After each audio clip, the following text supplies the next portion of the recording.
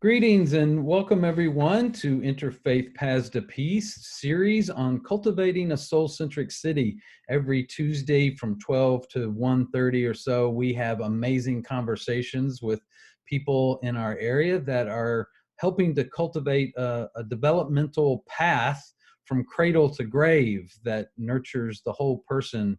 That's the purpose of interfaith, of cultivating a soul-centric city. And I'm really excited today to have some conversation with folks that work with children and talking about how do we nurture and cultivate the spiritual and religious life of children. Jyoti Ravishankar and Cynthia Insco Williams are joining us, and you're in for a treat in the conversation today. So thank you all for joining us.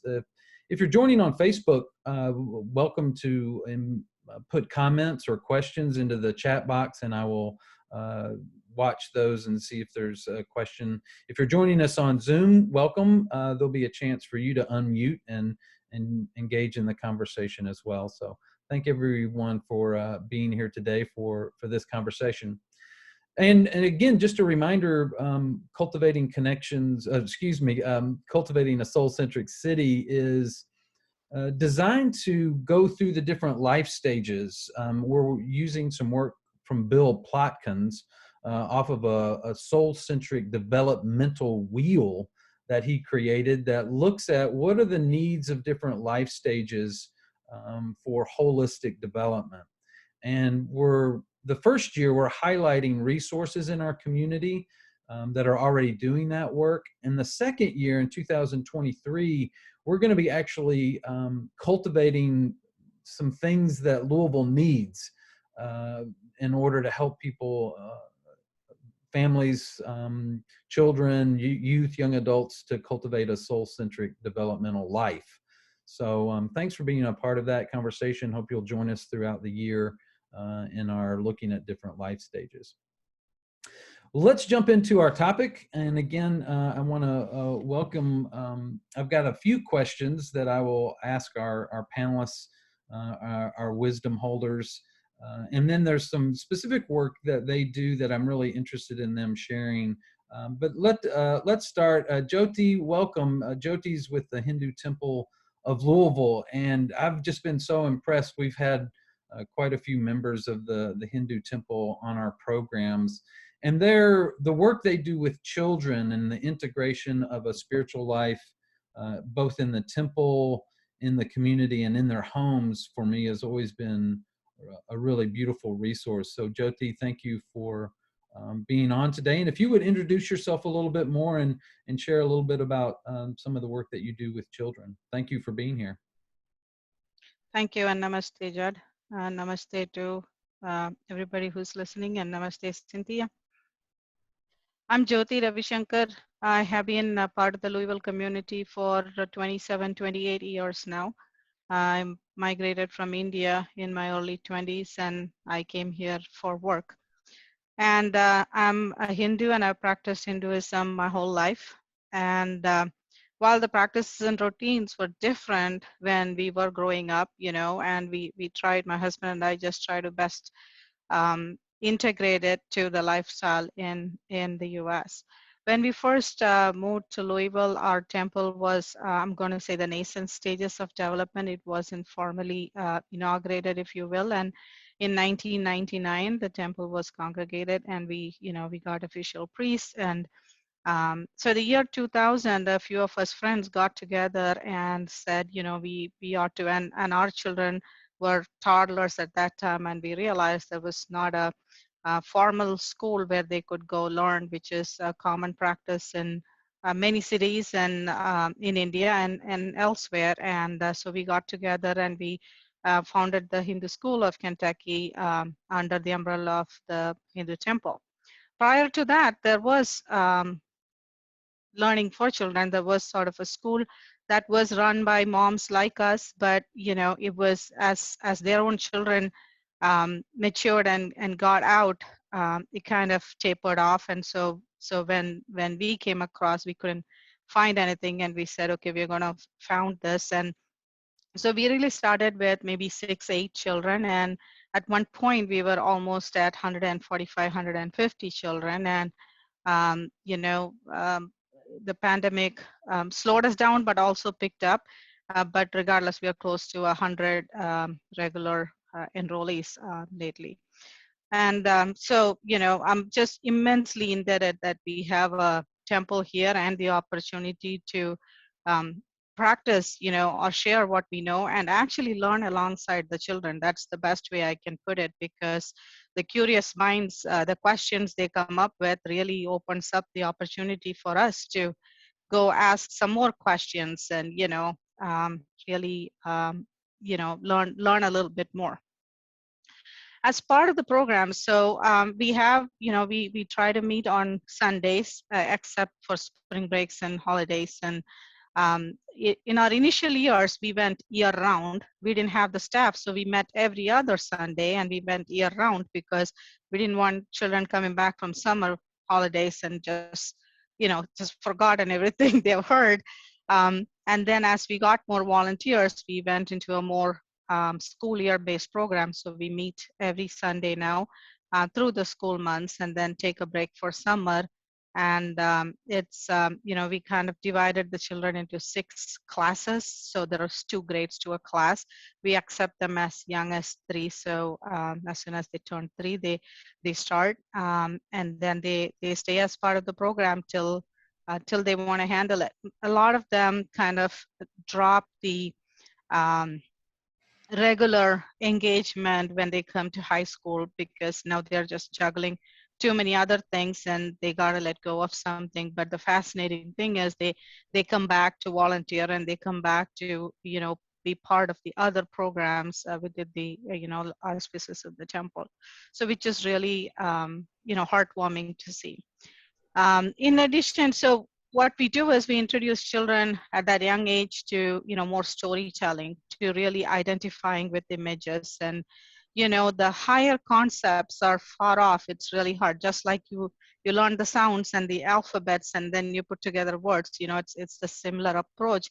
So they are exposed to songs. They're exposed to small stories and, you know, things of that nature when they're young, and they kind of sort of advance to learning you know, hymns from the scriptures. And so when they get to middle and high school, you know, we are starting to discuss with them the epics, take some chapters, and really, you know, epics such as Mahabharata and Ramayana. There's just so much in-depth meaning to it that you can take it and try to figure out, you know, what the author intended, what is the message that is intended, because it's amazing how much that was narrated is still valid in today's world.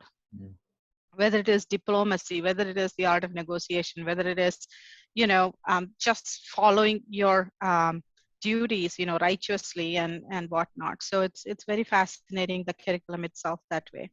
In addition to what we do in classes, we do 2 other events that I kind of wanted to highlight. One is a recital event in spring, where they're expected to memorize and, you know, learn a little bit more, you know, because the upper classes get questions and answers too. So it's interesting. We ask them, we give them the challenge of memorizing, and we invite community members to sort of be a judging panel. And it's amazing how these children, they want to challenge themselves. You know, as you know, all these hymns are in Sanskrit. A lot of them don't have the exposure except what they have learned in the classroom here. And they still pick it up and they challenge themselves and how well they master it. So that tells us how soft and sponge-like their brains are, and, you know, how much they can absorb at that age. The um, the second event that we do is, and we haven't been able to do it since the pandemic, but every year we would do end of year like a stage show. And I will tell you this, when we get back to doing it, Judd and Cynthia, we will extend the invitation. Please come and watch them. It's amazing. You know, those ages, we pick up stories from the Puranas, and whether it's a dance or whether it's a skit, they do it. And what sticks with them is that role play. So they may have done a character when they are, you know, maybe in 2nd grade, and then when I teach the 6th and 7th grade now, and when they come and I say something, and they may not recall everything, but they will immediately say, so and so was this character and this is what they did. And they can kind of, it's there in their subconscious mind. And it's amazing how, and of course it helps them, develop their creative minds and build an immense confidence. So through all this, really helping them build the sense of identity, right? Because um, but you've come from a land that what you see in my background is my in our subdivision where my parents' home is, we have a temple. So that's the picture of the temple from last month when they had their annual celebrations. And the left corner, what you see is the wall of a house. So what I wanted to show here is this is how we integrated religion is and temple is to our community. So to me, part of growing up was walking to that temple every morning after my bath, saying my prayers. They are coming back before I even went to school. And that experience is not there, right? It's not there in many large cities even today, even in India. And certainly it's hard to find here. But through all this, hopefully we are kind of giving them that sense of identity, the sense of confidence in the religion that they practice in their homes. And as a personal experience, I wanted to say there has been more than one occasion where a parent has come back from a trip to India and come to us and said how happy the grandparents were to listen to the children, be part of the prayer ceremony at home, or showcasing what they learned in class, and they would come and thank us. And I was like, no, it's the children that are carrying it. All we did was show them the path. And my own personal experience, when my son had his thread ceremony in India, it was 2 days of rituals and the sacrificial fire and all that. And he was in, I believe, 4th or 5th grade. And how many of my relatives were just very surprised, because they thought here's a child who was born in the U.S. and come here, and they thought it was going to be, a very light ceremony to call it. But how it was, just very surprising and heartwarming for them. And that's all we can hope for, show children the path, and hope they're absorbing some of it, and that they can practice it later in life. Thank you, Jyoti. That's a beautiful kind of introduction. There's several things I want to follow up with you in some future rounds and questions. But I want to invite Cynthia to get into the conversation. Cynthia Insco Williams, she does training and coaching with a group called Godly Play. She's been a children's minister. She's also worked in the area of campus ministry. And I must say, I've known Cynthia for a long time. We met in college and became quick friends with her and her husband. And so I've known Cynthia for, about as long as I've known most people. And so, Cynthia, it's really fun to have you on the program today. And share a little bit more about your work, what you do, and about Godly Play. Thanks Yeah, for being sure. here. So I'm really glad to be here. Judd was the best man in our wedding. So that's how long we've known each other. We've been friends a while. It's been interesting tracking each other's spiritual journeys along the way too. We're a little different than we were 30 years ago, and that's good.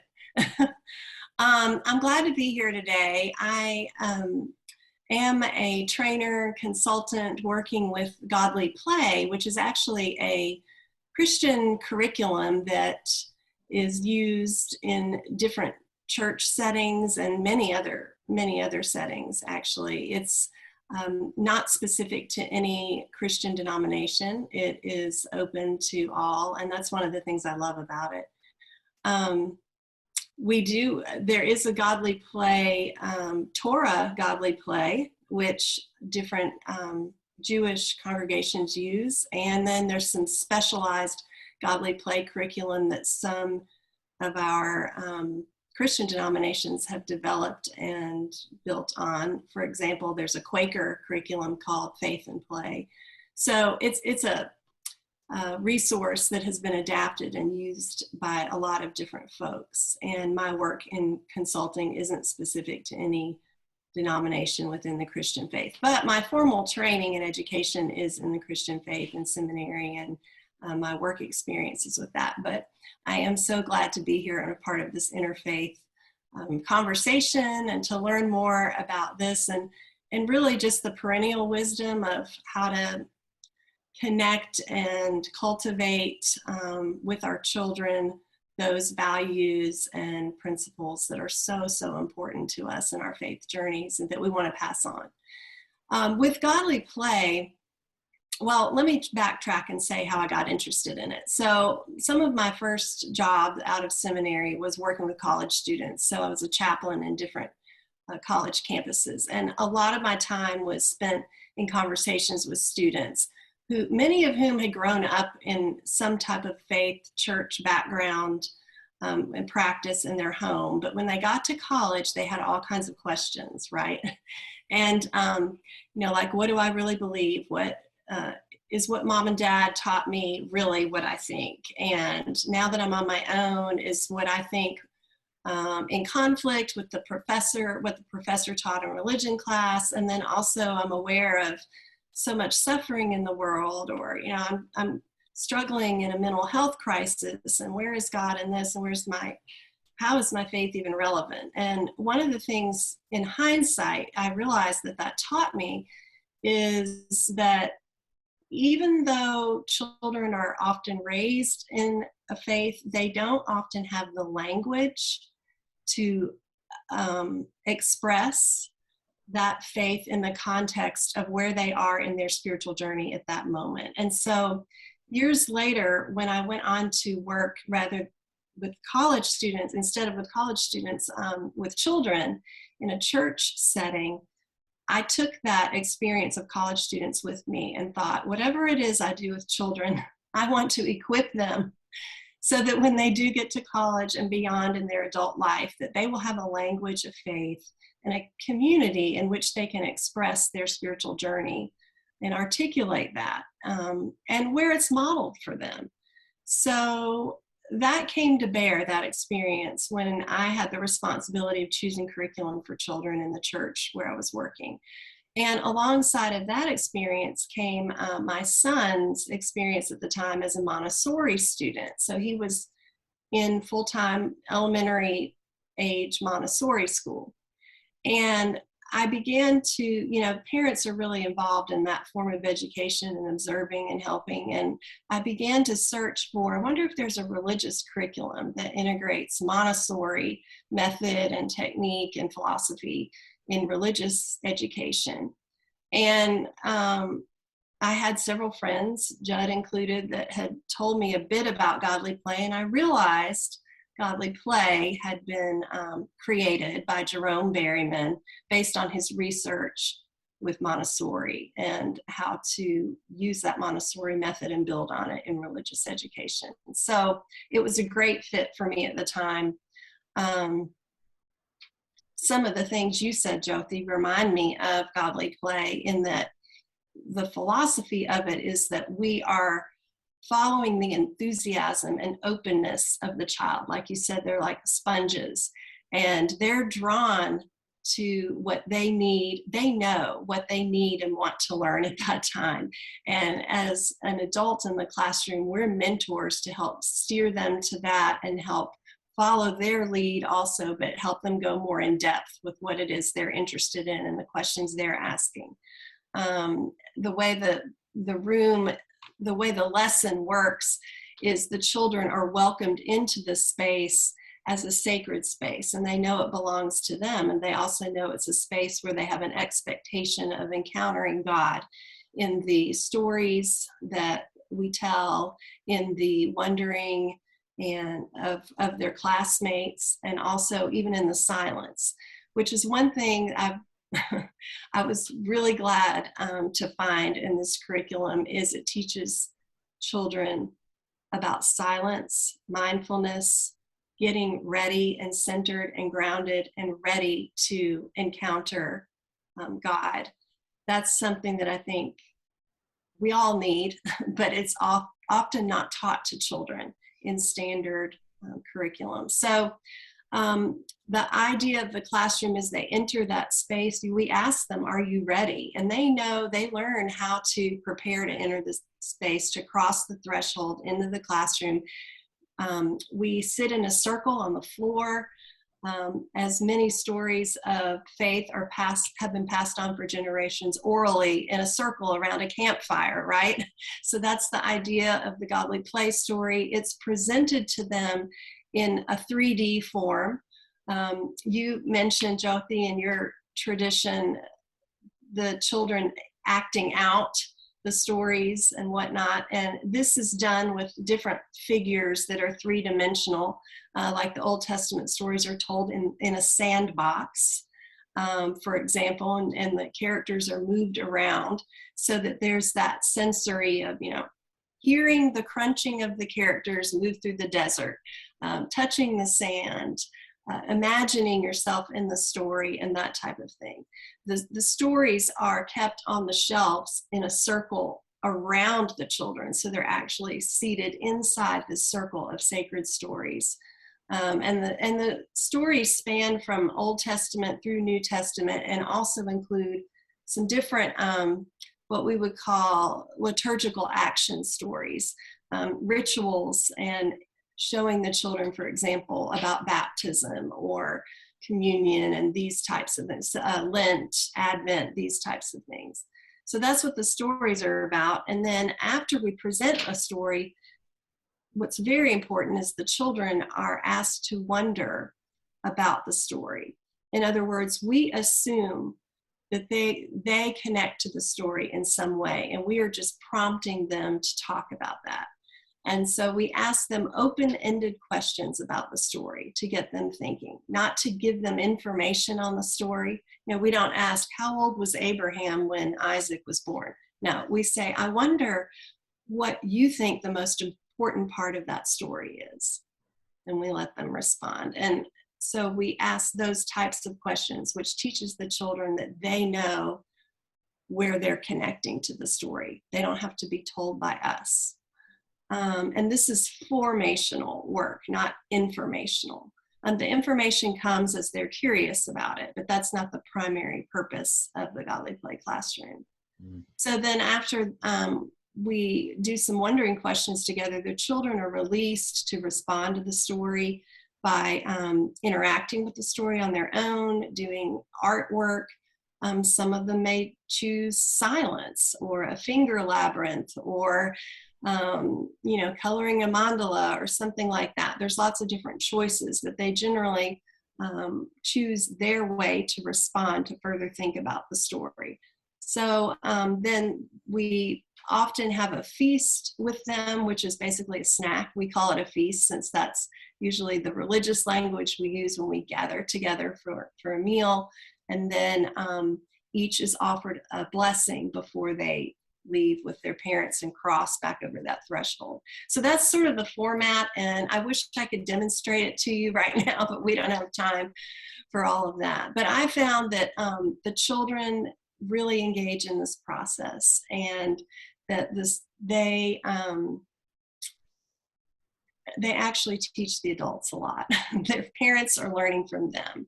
And as you were saying, Jyoti, it's really important for parents to feel like they are equipped to also nurture this aspect of their children's lives. We can help, but they don't have to hand them off to us to do it for them, right?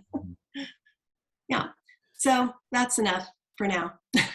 That's great, Cynthia. And again, my children grew up on Godly Play. We did that in worship. I was raised in the Presbyterian and was a pastor at a church, and we would do the Godly Play method. And it was, a lot of people said about our worship service, we would do an element of it during worship with the children. And most people said the best part about the service and the part they understood the most was the children's sacred space, is what we called it, but it was Godly Play, more so than the sermon.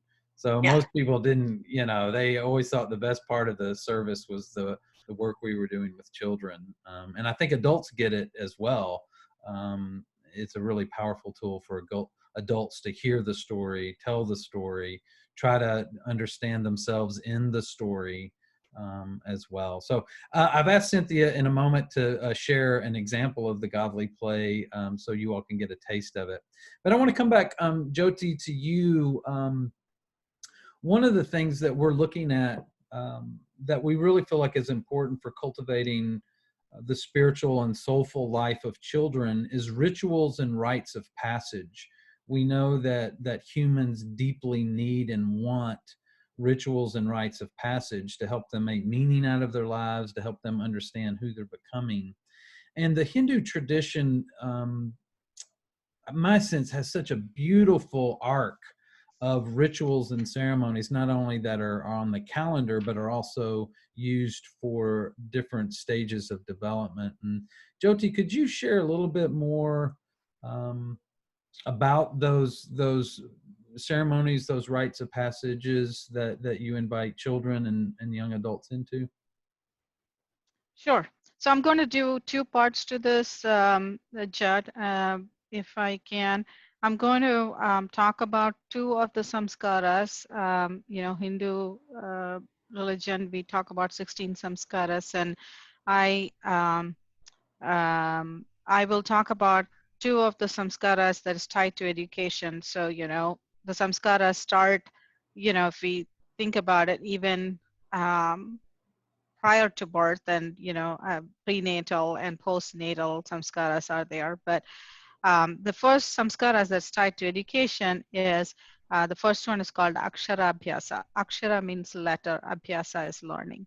So this is when I'm going to say back in the day it was probably done close to when a child was 5 years old, and now we are fast forwarding. They're going to preschool at 3. So usually at the age of 3, the elder, if there's a grandparent in the house, a grandparent, or a guru, if they have a guru, some families have gurus, or the parent seats the child on their lap, and we take a platter of rice and hold the child's finger and trace the letters. So, depending on what you're introducing your child to, you could be writing languages of your mother language. In India, there's 26, 28 languages, or Sanskrit or English, whatever it is. So they trace it, and as they're doing it, the parent is telling the child what the sound is, and the child is repeating. This is their first, what we call formal education, because until then the child is expected to just play, right? Play with household things, play with stuff, and they're just learning sensorily, right? Now they're starting to learn formally through, auditory methods and other formal methods. The Aksharabhyasa is done depending on, there are people who follow it on Vasant Panchami, which is in spring. It's a special day of celebration for goddess Saraswati, who's the goddess of learning. So there are, families and regions of India that do Aksharabhyasa in spring. And then there are regions, there are families that do it on Vijayadashami, which is, you may have known it as Dashara, so the 10th day after the Navratri celebrations. That was the day where Lord Ram, won his battle. It is a sacred day where whatever you embark on, you're believed you'll be successful. So it's a very special and auspicious day. So that is another day we do it. So one of the 2 days, this is typically Aksharabhyasa is done. And the second sanskara tied to learning is the Upanayana, or it's a ceremony where a sacred thread is invested in the young child, on the young child, I should say. So it's a thread of 3 strands that goes from their left shoulder to the right hip. And the term Upanayana itself means drawing close or coming near. So in ancient times, this was the initiation of their spiritual learning. So, and this is usually done between the ages of 7 and 16. So they're old enough to, grasp on to higher learnings. And most importantly, back in the day, they would actually, after the ceremony, after they get this, they actually go and live with a guru in an ashram, typically in the forest. And their life is dedicated to serving the guru and his family, learning with, learning with your um, classmates, and the classmates actually came from all classes. It was not meant for a special sect of the society. Everybody went together. So whether you were from a royal family or whether you were from a business family, you know, rich and poor, they all went there and studied together. So think of the diversity in that, right? And you know, they practiced yoga, study of scriptures, art, sciences, you know, in those days, weapon arts, art of weaponry for the royals, all of that. And it was a simple life. The students really partaked. They did their chores, you know. So this is an ashram. They had to tend to the cows, milk the cows, feed the cows, bathe the cows.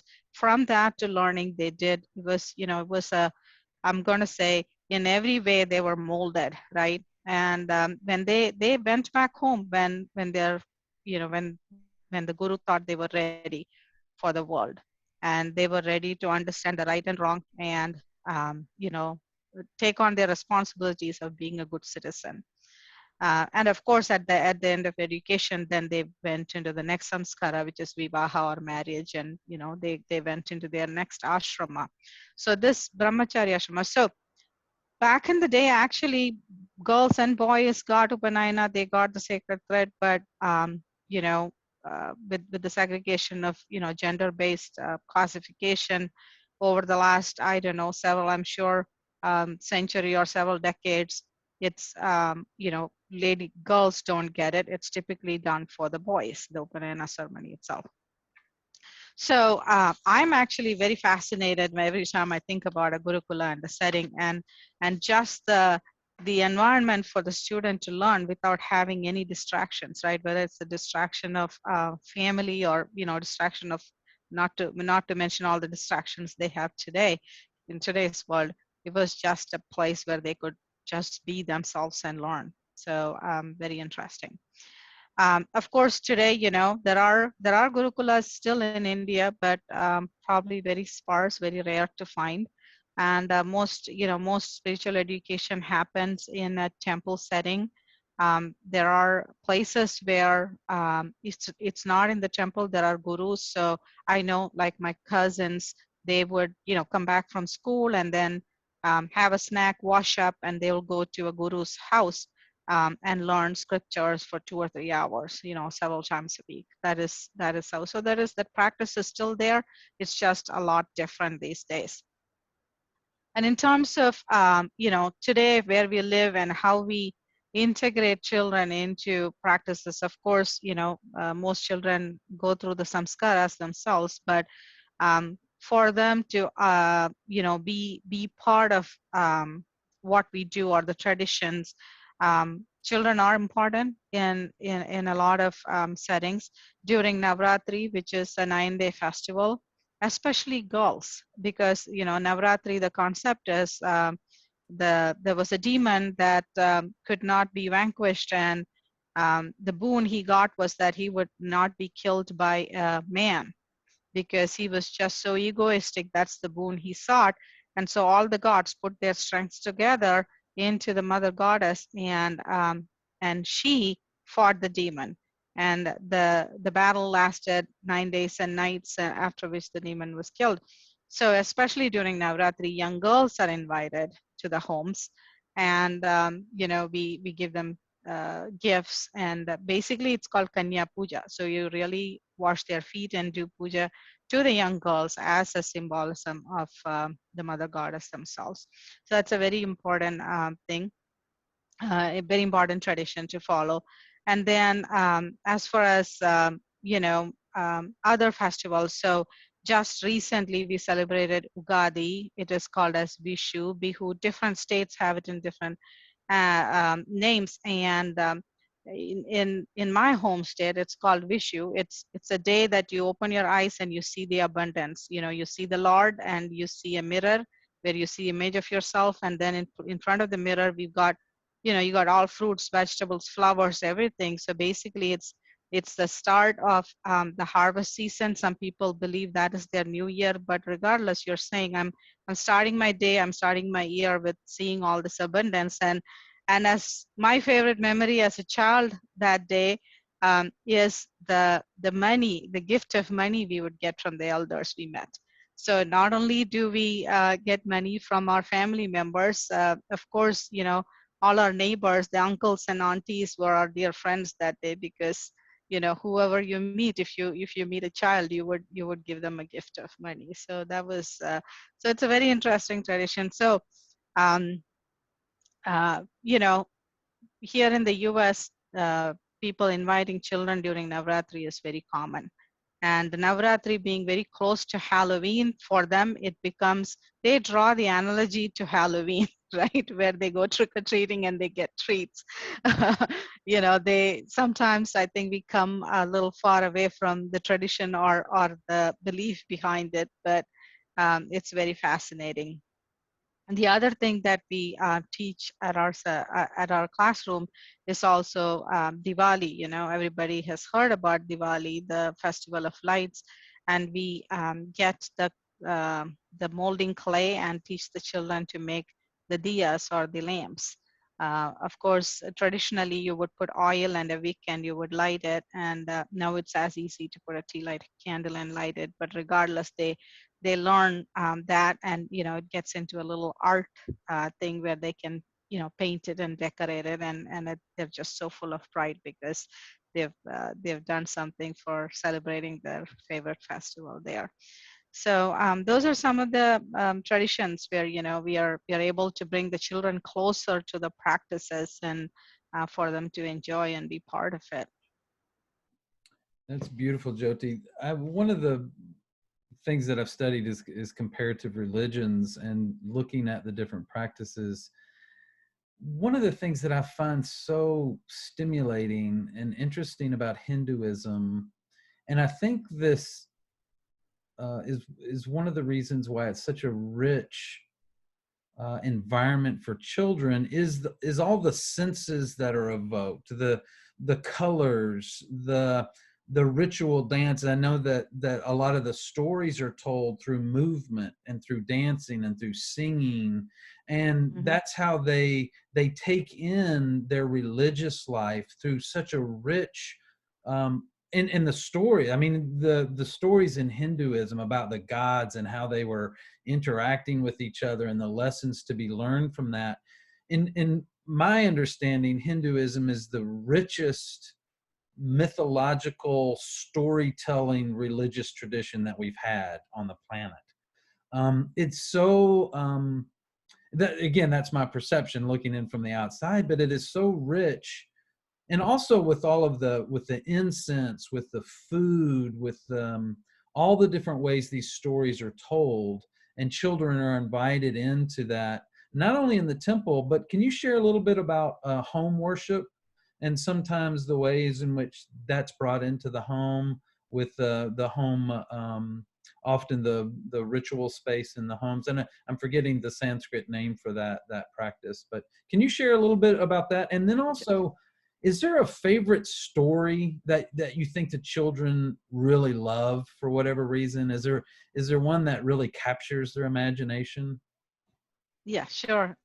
So one of the things I do want to highlight, and that is the same reason why I put up that background picture, is there's not a lot of separation between home and temple, especially in India. Like I said, this temple is in one corner of our neighborhood, and it's easily accessible. Of course, it's only the priests who are doing the puja and the rituals inside the temple, but it is a place where you meet people on a daily basis, right? Think about your mental health, so to speak, right?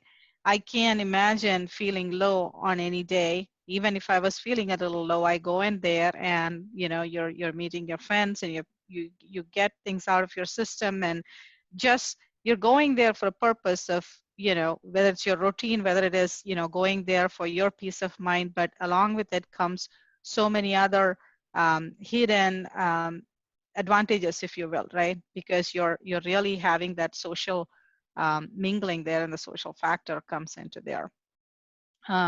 So in terms of you were saying the puja in the house, I call it the puja is roughly prayer, if you will, but most homes have a dedicated space.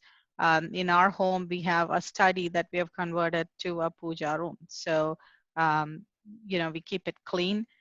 Footwear is not allowed inside, and every day, if possible, twice a day, we light an oil lamp, oil or key lamp is lit, incense, if possible, and at the very minimum. And according to the Bhagavad Gita, God has said you don't have to do anything elaborate, but patram pushpam phalam toyam. So basically, one leaf, one flower, one fruit, and just some water. At least offer that much. So if you start your day with that offering, basically you're surrendering or acknowledging the higher power that is giving you the abundance in your life, giving you the good health, giving you the peace of mind. Right? It is really a start.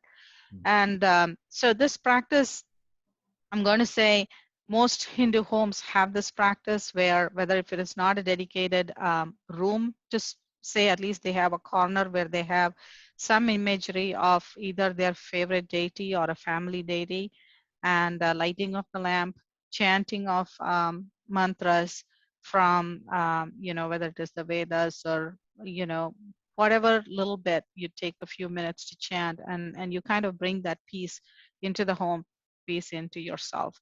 And so most children, when I grew up, it was common practice. My mom was a lot into it than my dad. So we did, she did spend a lot of time with her prayers and a lot of books in the house, that gives you access to, if you're curious enough, there's no dearth of resources, so to speak.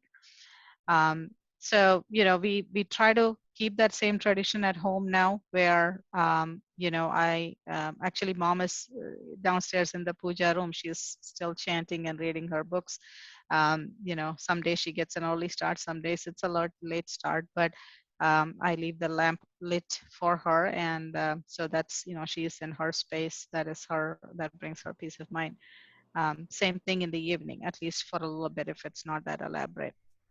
Many households have, where they cook food and they offer before they partake the food, right? So it is food very sattwically made. There are some restrictions, they follow all that, and of course that is not possible in every household. So every family have, that's I think the beauty and the freedom and the flexibility that comes with the religion and the practices, because there's not a strict order to do absolutely this in order to enhance your spiritual life, so to speak. I think I spoke so much, Judd, that I forgot your second part of the question. I'm sorry. No, the question was, is there a favorite story that you think children especially are drawn to for whatever reason? Yes. When you asked, it hit me because I knew what I was going to say. Um, Bhagavata. So of our epics, you have the Mahabharata, the Ramayana, and the third one is the Bhagavata, which is the story of Lord Krishna.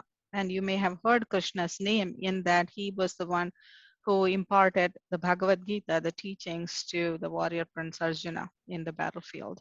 So Krishna as a child, if we look at the story of Krishna, so Bhagavatam is the life story of Krishna. Krishna was born in a cellar. His parents were imprisoned by his own uncle. And then he was moved to a foster home, really, as an infant, because he was, in danger of being slayed by the king. And Krishna as a young child, the stories of Krishna just captivates every child. You can tell them all the stories from every one of the epics and every Purana, but there is nothing that captivates them like the story of Krishna, because Krishna as a child was the most mischievous.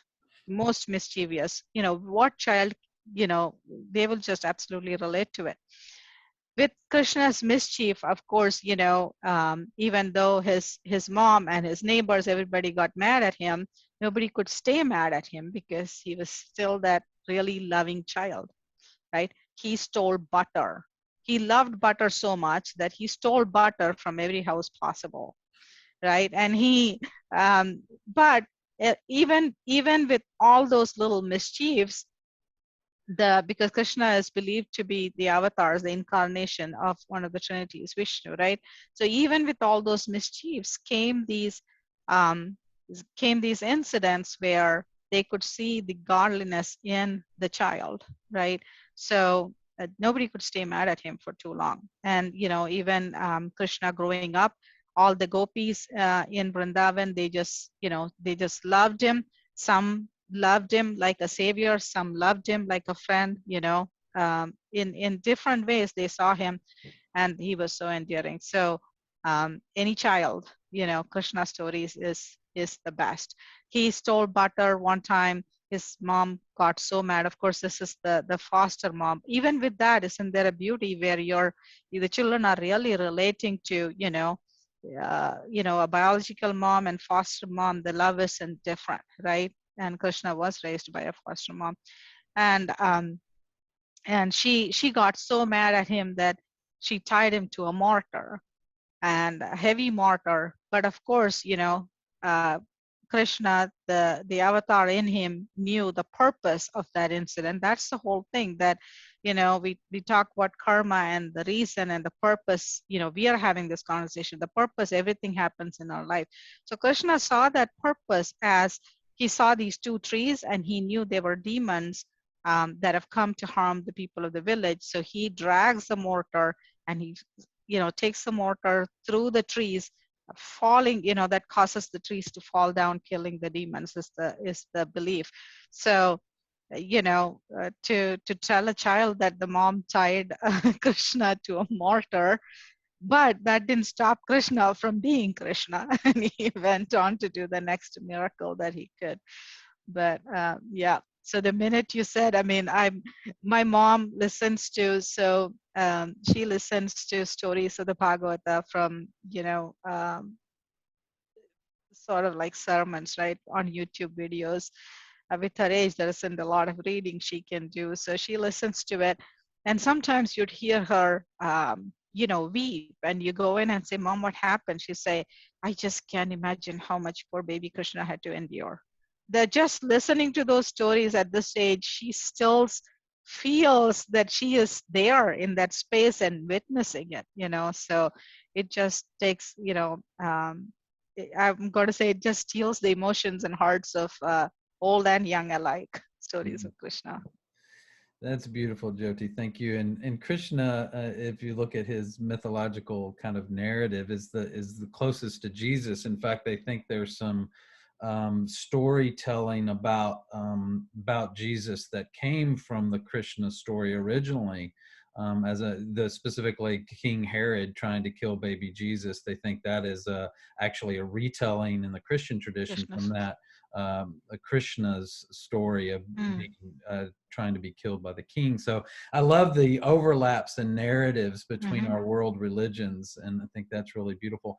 Also, I was so appreciative of the way these stories give moral imagination to, so there are these points of the stories, not that we need to necessarily make them for children, but I think children in their wondering, and Cynthia, we're going to turn to you in this, in their wondering about these stories, they get moral implications. They're like, oh, well, this is what it means to be human. This is how I address situations that come up in my life. And it's these religious stories and images that allow children to use their imagination to make practical application to their own lives. And so, Cynthia, I would love for you to do a little godly play with us to see how this is enacted in the work that you do. Yeah, I'd be glad to. And you talking about that, about the stories, also reminds me that that's one of the reasons we tell them over and over and over again, right? Because the application of the story is different depending on where we are developmentally and spiritually and mentally and we receive the story different. It opens up to us, I'll put it that way, in different ways, depending on where we are in our journey. And that's one of the principles of godly play, is a spiral curriculum that repeats the stories to the children, so they're hearing them along the way repeatedly and making new applications. So I guess if the listeners put me on speaker view, I'm hoping you'll be able to see what I'm getting ready to show you. I need to say before I tilt the camera to the story that this is not a story that I would tell to children in the Godly Playroom. This is a story that I have designed to share with adult mentors of children, such as you all, so that I can summarize some of the works of Jerome Berryman, the founder of Godly Play, and others who have written some about children's spirituality, so that I can summarize those concepts kind of in a Godly Play story style.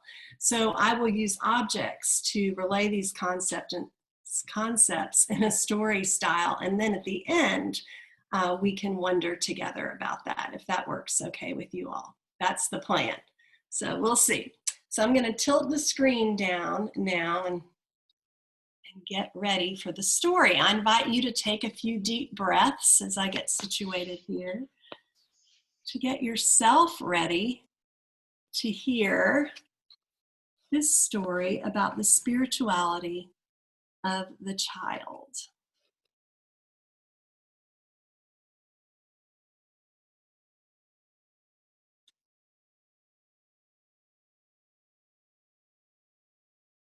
Each of our spiritual journeys is as unique as we are.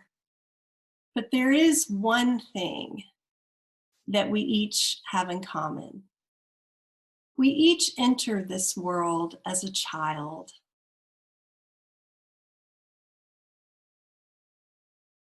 A child in whom God places God's very own image.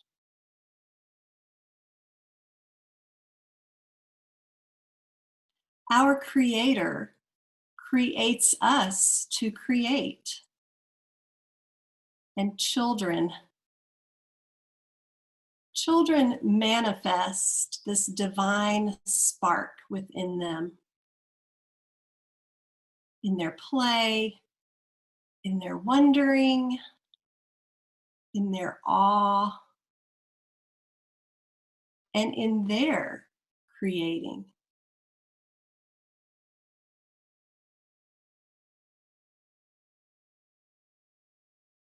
Jesus himself entered this world as a child. He grew to be a man who taught us that children exude an openness which invites us all into the kingdom. Now, when we talk about the spirituality of the child, we're not just talking about the first 5 years or 50 years. We're talking about an entire life. And when we are born, we're born with the capacity for relationship. And we grow in awareness of these relationships throughout our lifetime. Our relationship with ourself, our relationship with other people, our relationship with the natural world,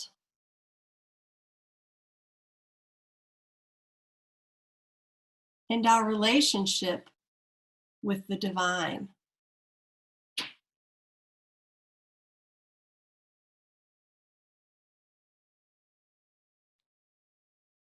We sometimes think that children come to us as empty vessels that need to be filled with information about God.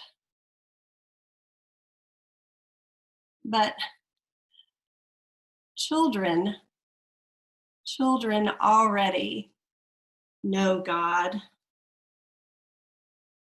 They know something of the elusive presence of a God who comes very close to them, and a God that is very vast and huge. It's kind of like a game of peekaboo or hide and seek with God. And it's a game that many of us continue to play, even for years and years. Children have this gift of knowing this elusive God. And they also have other gifts. They're born with the gift of curiosity and of awe and wonder. Children don't just want to know about God, they want to know God.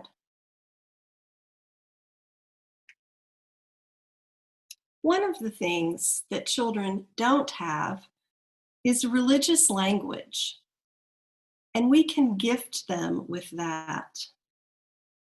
But language is not just words. Language can be objects, gestures, space, and even silence. Religious language helps us to talk about and make tangible the existential limits that all humans face. What are these existential limits? Well, they're like a frame that frames our human lives. And we bump up against the sides of it. We can't help it. If we're human, we must face these limits. One of these existential limits is freedom. Freedom can be a wonderful thing. I'm free to go where I want to go and do what I want to do, but it can also be scary. What if I don't know where to go or what to do? Another one of these existential limits is aloneness. We know what it's like to be even in a crowd of people sometimes and to still feel alone. Each of us enters this world alone, and when it comes time to die, we do that on our own. Another one of these existential limits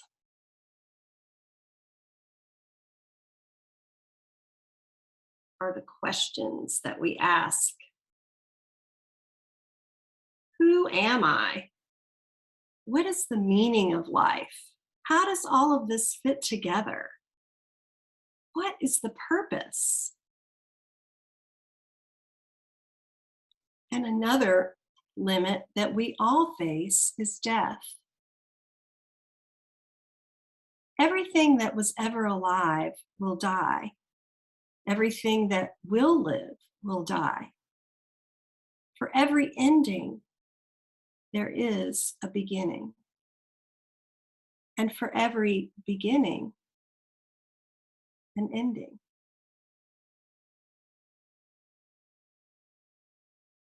Freedom, aloneness, meaning, and death. These are the existential limits that religious language makes tangible. But a child's native language is play. Children like to play games of as if, about things that they've seen, as if they were a jockey riding a horse in the Kentucky Derby. As if they were a baby kitten. Children also like to play games of what if and imagine things that they've never seen happen before. What if I bounce this ball? or roll it. And they discover new things. As if and what if. Isn't this what we need to imagine the kingdom of God?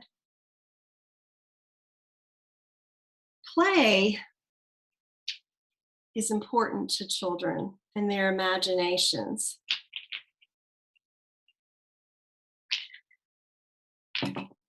It's kind of hard to define play, but there are some qualities of play that we can identify. One quality of play is it's done for its own sake, just for the fun of it. Play also requires concentration, getting lost in the play and in the time. Play is also voluntary. If someone makes you do it, it's not play. And when we lose our interest and concentration, the game is over. Play teaches us to relate to one another socially. It's a building block for language. It teaches us problem solving. Play is a child's work. That's why in godly play, we honor the work of children. We know that it is so important and that children often know something is crystal clear to them, even if they don't have the words for it. And in godly play, we honor this knowing of the child. When we create the godly playroom, we create it in service to the child. And that's why the adults are there, to learn with the child. The adults don't treat the children as amusing or entertaining. They don't even have conversations privately about the children while they're in the room. Everything is done with the child as co-learners. We don't even comment on the children's work unless they come and ask us to. Godly play respects the heart of the child. Not because children are tomorrow's adults, but because they are today's children.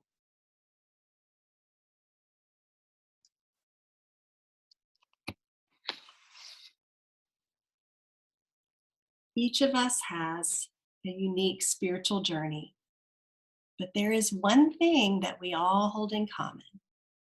We all entered this world as a child in whom God places God's very own image, that divine spark.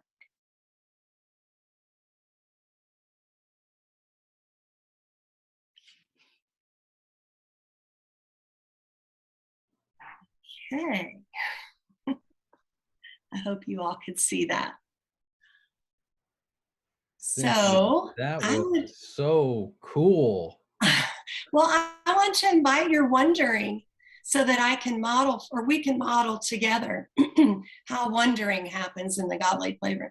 I wonder if you all would offer up, and I'm going to let Judd, he's the host, so he'll have to monitor this, but who would like to offer up, what is your, well, what do you think is the best part? What was the best part of this whole thing for you? Yeah, and we'll bring our Zoom participants into the conversation as well, so everybody can participate. I would say there was that beautiful reframe of, for me, when a lot of times we think children need to be filled up with information about God.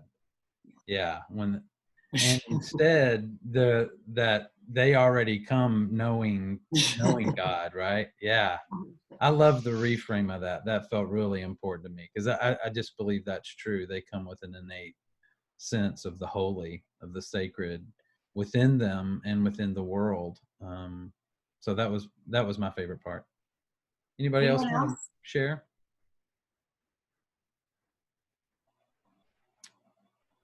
Julie? Well, I loved all of it. I have a background in sanitary therapy, and this is just, dovetails right in. I've never seen this before, so I'm just so excited about it.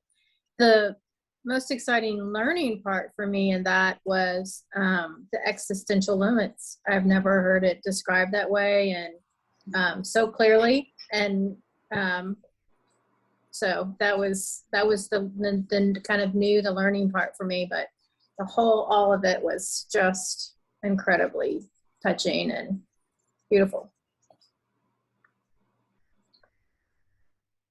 Thanks, Julie. Yeah. What else? Feel free to unmute. Got a thumbs up from Barry. Jyoti, anything there? I was gonna say Cynthia's narration was mesmerizing. I was, I just felt like I was in a classroom just listening to you. I really liked the part, the symbol of the butterfly, when you showed freedom. That, yes, and we don't realize that is, that's an existential limit, right? The other imagery I want to say that I liked was I want to call it the maze, but I'm sure that's not the word. The object you showed at first. Labyrinth. Yeah. Labyrinth. Yes. Labyrinth. There's only one way in and one way out. One way out. But how true it is, regardless of faith, that you come in alone, you're going to go alone, you have your own path, right? Every individual, and that is such a powerful representation. Thank you. I'm wondering what part you all think is the most important part of the story.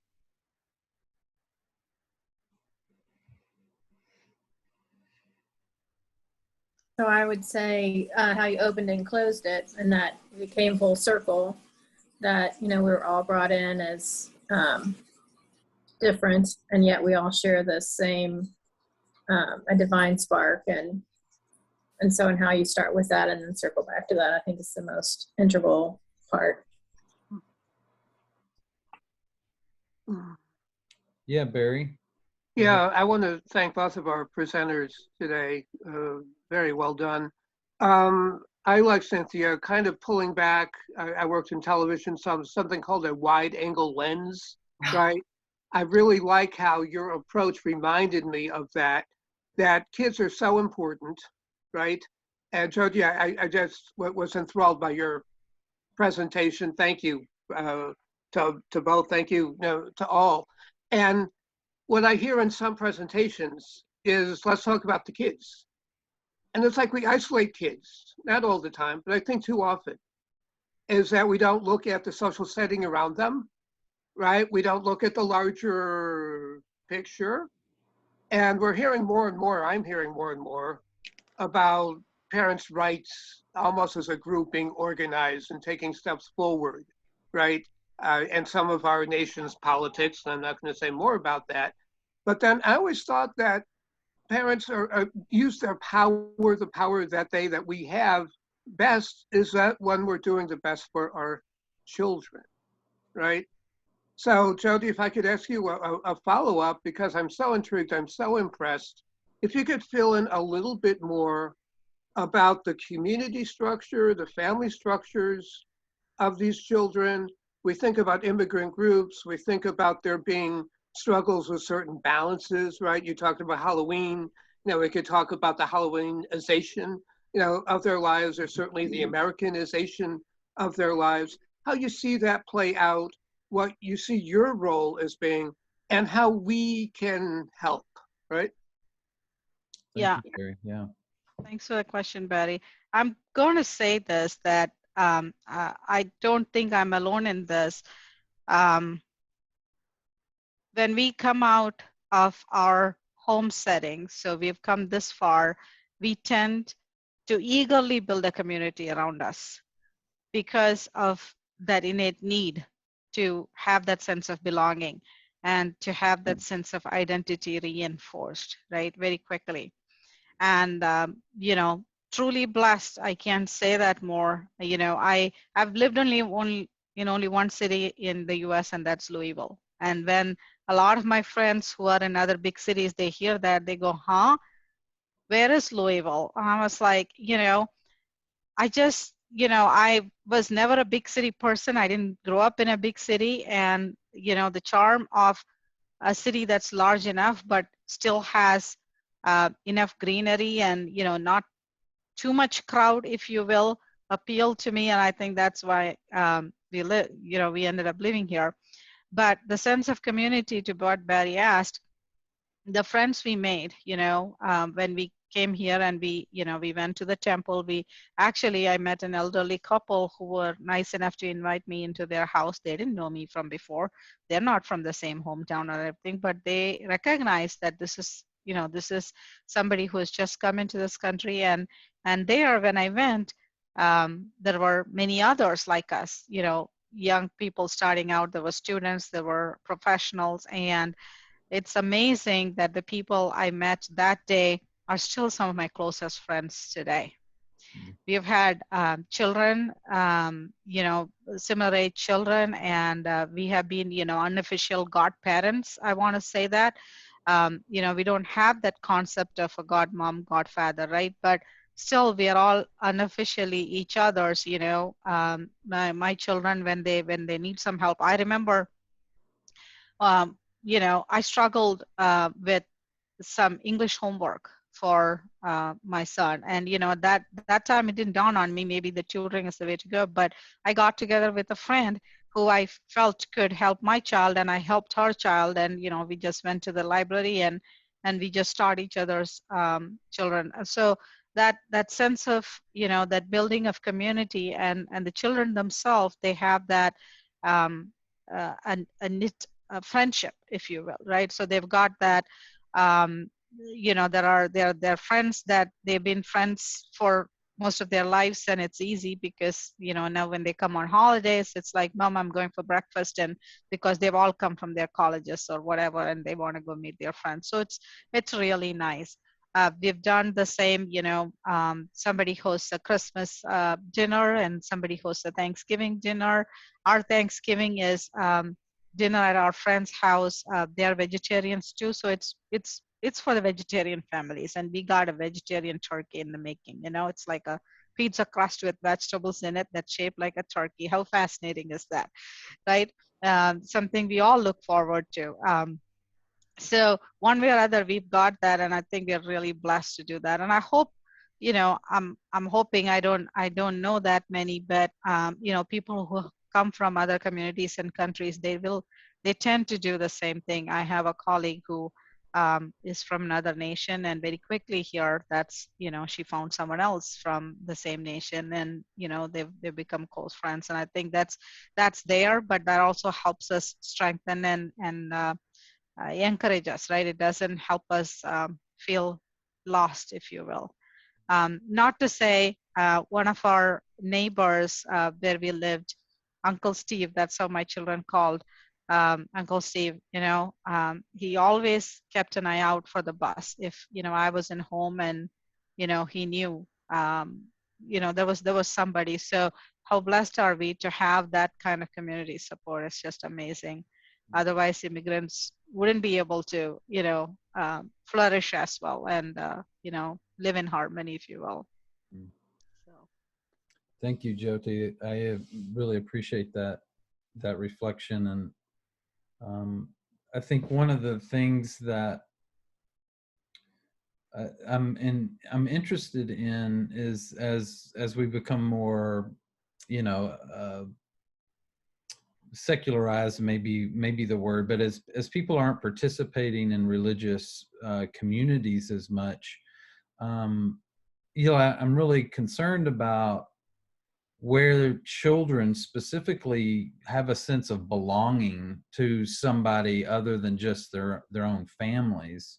It's one of the last intergenerational spaces that we have. And moving outside of, I don't practice Christianity anymore, but the thing I miss the most about church is intergenerational connection and community. And I still kind of have a longing for that the church or religious communities provided me. And I was raised just knowing that I belonged to a larger group of people in the different churches that we participated in. And so I'm interested in that and really concerned about where we're finding belonging if we move outside of institutional or historical religious communities. Cynthia, I had a question for you. I mean, you all can follow up with whatever, but out of all of this godly play or that story that you told, what would you say is the most important part of that story for you? Well, it's probably pretty personal, but it's just a deconstruction of the way I was raised, that we're born separated from God or the divine. Taught that to the detriment of forgetting that we have that divine spark. And, I think that's the starting place for children, for educating children in our faith, is recognizing the divine in them, and therefore they're our teachers, rather than fearfully trying to mold them into something that passes as as acceptable to our religious group. So it's just turned it upside down for me. Yeah, thank you.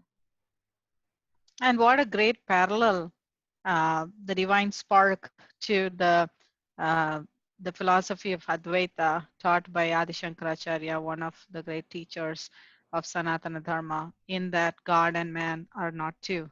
It's the same, right? It's different religions, different names, but it's the same thing. It's just beautiful. Mm-hmm. Yeah. So I want to begin to close down. Is there any comment that anybody on the Zoom call, or if you're on Facebook, you're welcome to put a comment in the chat box if you'd like. Is there any follow-up question or comment that anybody wants to make that's on the call today? Feel free to just unmute yourself and share. I'm going to give the last words to Jyoti and Cynthia to kind of share, but if anybody wants to jump in, feel free to do that.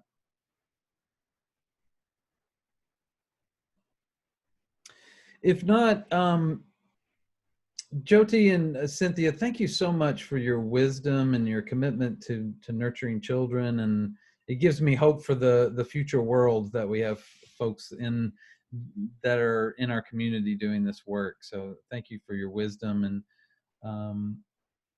yeah, final checkout thoughts from you, Cynthia and Jyoti. Actually, let's Jyoti, if you could kind of check out first, what's been meaningful and important about our conversation, and any final words you want to say? Thank you, Judd, for giving me this opportunity. It's been really enlightening for me, and thank you, Cynthia, for sharing so much about godly play.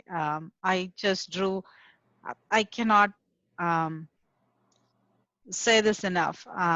Every time you listen to someone of another faith speak, and the number of things that intersect, the number of things that are the same, just different names, right? It's just amazing the number of festivals that coincide. It all tells us that we are all the same. We just have different names for our Savior, and we just believe in stories of a different color, but it's all imparting the same moral wisdom. Really liked where Cynthia was sharing, they sit on a circle on the floor, right? To me, that was very eye-opening, because I've seen church pews where you're worship, but you're still seated away from the floor, right? Judd, when you visit the temple, be prepared to sit on the floor. That's where we sit, right? Our classrooms, we sit teaching on the floor. Just the connection to Mother Earth, just being grounded, right? I think that really helps. And that was a great parallel. And I said, aha, isn't that amazing how, you have that same mechanism, if you will. And another very critical thing that Cynthia mentioned that jarred with me was children don't have the language to express their faith. That, we are equipping themselves with, equipping them with, how they can learn about religion, but still learn to express. And it's just the whole godly play concept is very fascinating. I'm going to see if I can find a similar thing for Hindu-based stories, because I can just imagine our young children, just absorbing it that much more because they've got these figurines to act out and play, right? So I made a note. I wanna go see if there is any such resources available in India, or maybe share that thought with somebody. Maybe somebody will come up with the products, right? But that was just very fascinating. So thank you, Cynthia. I learned so much, and thank you, Judd. I truly appreciate this opportunity. Well, thank you, Jyoti, and I always appreciate your willingness to give time and energy, and look forward to continuing to uplift the amazing work y'all are doing. Cynthia, check out. Thank you so much for sharing your wisdom and information about godly play. Sure. I agree with Jyoti, what she said about the more we share and listen, the more we find that we have in common. And I think children know that too. That's why it's so important for us to have these conversations and model them for our children so that they can learn to listen to what we have in common instead of how we're different. Because let's face it, that's countercultural these days. And that is something that our places of faith and our traditions can teach, that the world really needs right now, that our children need, frankly, for survival, I believe. I don't think that I'm being dramatic in saying that. For any kind of quality survival with other human beings on the earth, they need this language, and they need to look for the similarities and treasure that and respect that. So thank you, Jyoti, for pointing that out. There's so many examples. We don't have time to even share all the commonalities. But I do want to say about Godly Play that there is a website, godlyplayfoundation.org. You guys can check out. There's also, if you want to see how a story from the Bible is told to children, you can go to the YouTube channel that is Godly Play Foundation. You can find Godly Play told all over YouTube, but go to Godly Play Foundation. Those are the ones that are told according to the way the scripts were written and all, to see a sample of that. And I'm at the website, you can find listed that I'm leading a workshop, a virtual workshop with a friend early in May on an introduction to Godly Play. So if you really want to see a session as a child would experience it versus the story I told for adults, then sign up for that. I'd love to see you on that. So yeah, I think that's about all. I just really appreciate this gift of being with you all today. Reach out to me if you have any more questions. And I am going to ask my friends in Godly Play if they know of any Hindu development around this same concept, because Godly Play is in over 60 countries and in 20 different languages. And there's different variations of it. Mm-hmm. Thank you, Cynthia. Yeah, and send us some information at IPP about your course, the class that you're teaching. We'd love to put that in our newsletter and invite folks in Louisville to participate. And Oh yeah, great. I'll do that. that would be super. Thank you. Well, what a great time together again today. Thank you all. Thanks for those that have joined us on Facebook and those that have joined us here on Zoom. And hope you'll come back next week. Next week, Dr. Brad Wigger is going to be with us talking about religious imagination. He did a study of actually children that had imaginary childhood friends, and how there's the way in which psychologically they created these friends to create security and psychological health for them.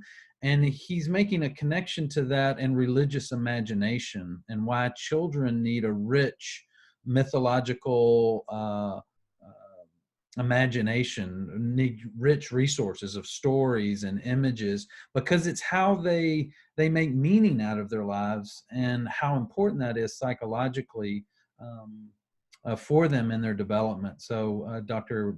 Brad Wigger will be with us. He's a professor at Louisville Presbyterian Seminary, and that'll be a fascinating conversation. So I hope you'll come back and join us for that. And then look forward to, in May, we're going to turn to looking at the youth and young adult stages, and looking at resources in Louisville to help cultivate healthy teenagers. So come back and join us for those classes as well. Jyoti and Cynthia, deep bow to you all. Those that have joined us, thanks for being here today, and I hope everybody has a fabulous rest of your week. Thank you. Peace.